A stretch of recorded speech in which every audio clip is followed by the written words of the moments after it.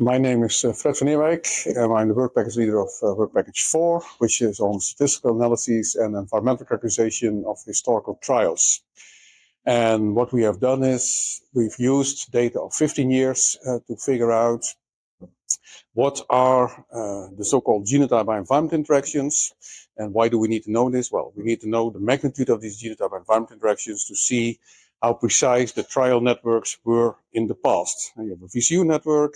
It evaluates candidate varieties. Well, for a company to be able to release its variety, it would be good that this candidate variety is better than an existing assortment of varieties. Okay, so this is the objective. Have a network that evaluates the varieties. And so, well, what is the problem? The problem is, well, that when you evaluate your varieties at different places, different years, different trials, it's difficult to have an exact estimate of the difference between varieties. So in the project, we use maize, wheat, perennial ryegrass, soybean, sunflower. We looked at 15 years, we looked all over Europe, and the nice results are that, yes, we have been able to quantify the genotype environment interactions, and with that, we can assess the quality of the networks.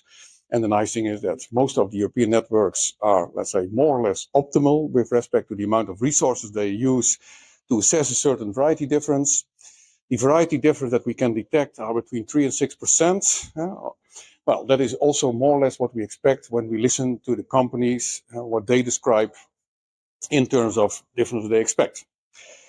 Another aspect that's important is that we have people doing the environmental characterizations. Why do we do this? Well, nowadays we have information from sensors, from satellites. This information helps us to understand the environment in which the genotype, the candidate varieties grow.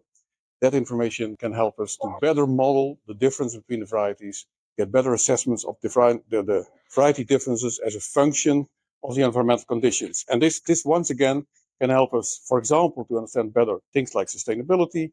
Also helps us to be more precise, create more information on varieties with the same or maybe less resources.